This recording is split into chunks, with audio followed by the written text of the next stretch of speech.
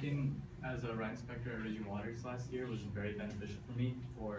It was very close to my house.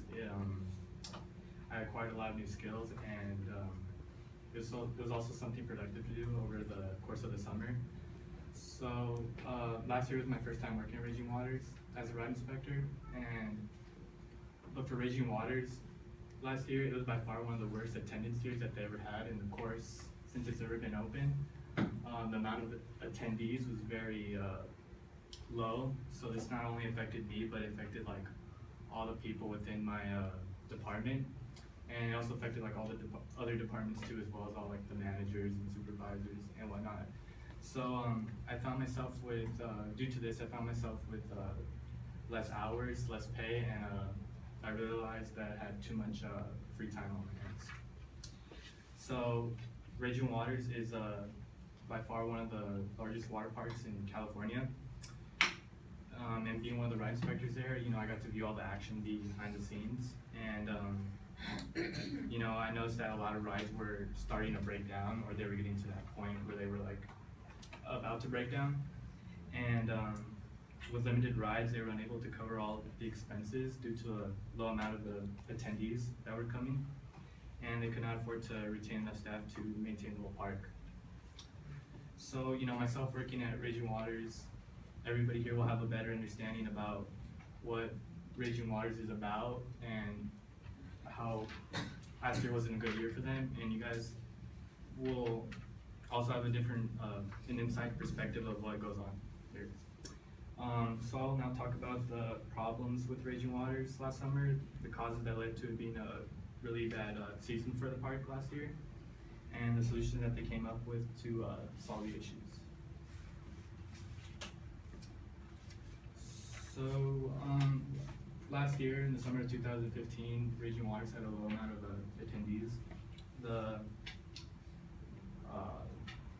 reason that this occurred was because the marketing manager that was in charge did not do a good job in attracting sales. He did not use like effective marketing tools, like he didn't use social media, and he didn't really promote the park within Southern California or within the general area around Raging Waters, which is kind of dumb in my perspective, or in my opinion, because most of the people that go to Raging Waters are typically people that live within the cities around Raging Waters, or they're locals from that city. In the past years, attendance used to be really, really excellent, but for some reason last year, they didn't do really good. And like in the previous years, you would see lines wrapped around the ride, you see lines throughout the park, it would be super, super crowded, but like last year, maybe you would see 4 or 5 people waiting to get on a ride, and that just shows how bad, the amount of people that actually came to Raging Waters. Another thing is that this affected everybody in all departments.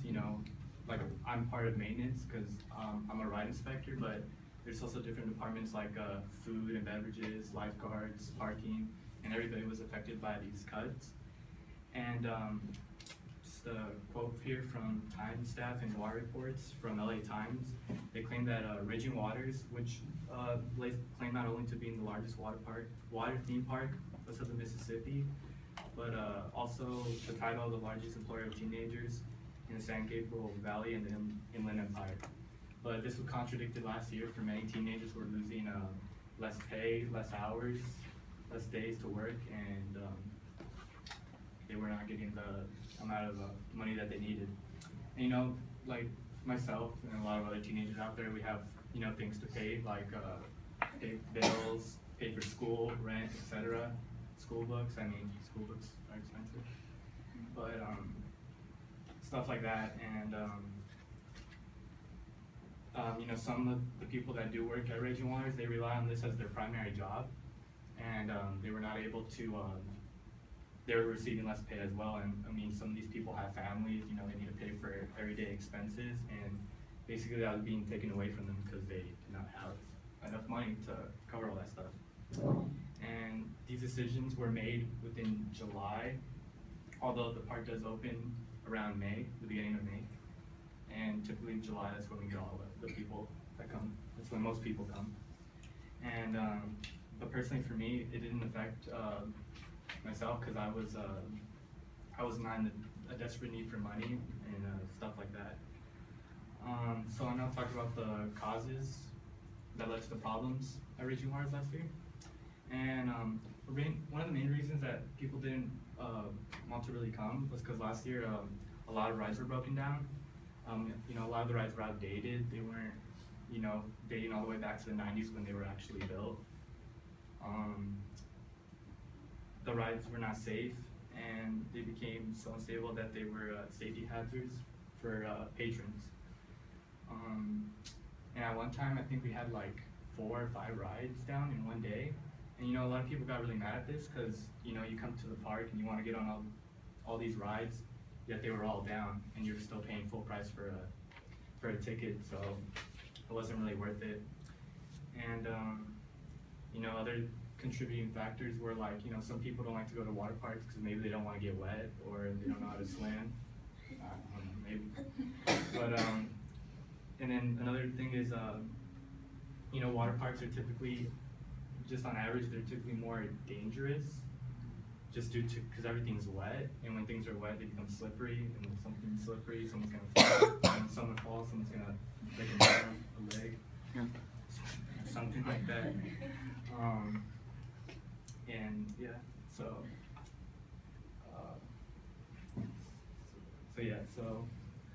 another reason why, oh, and then I found a quote here by waterparks30.com by 5 hazards to watch out for when visiting a water park, and they claim that children, in particularly, have a potential to get into trouble as being around water seems to disable whatever common sense they have. It's kind of true, to a degree.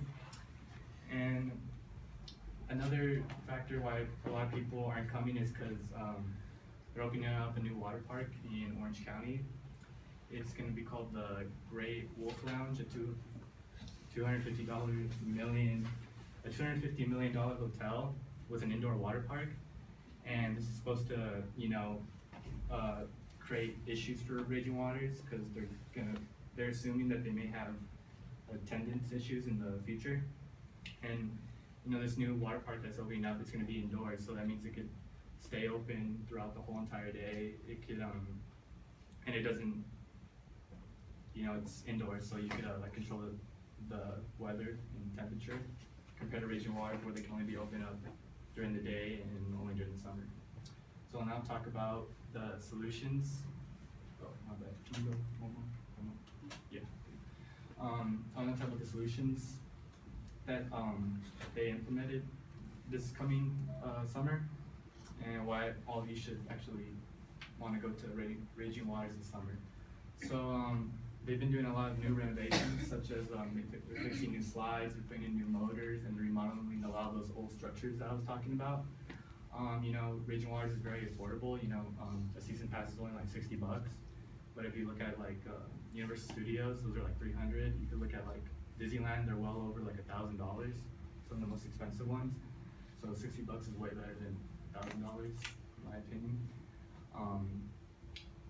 You know, and another reason is personally for me, you know, I want a promotion. So I mean, I think, you know, if there's not so many issues, maybe they'll notice me more, maybe notice how hard of a worker I am, and maybe I'll get that promotion. And you know, I want work to be more efficient, more productive, because you know, last year there were so many problems that, due to like not enough people coming, it just really got in the way of actually working. So now that I've talked about, you know, the causes, the problems, and solutions, you guys should have an understanding about what Raging Waters is about, and maybe hopefully want to come this coming summer. It's going to be a good year.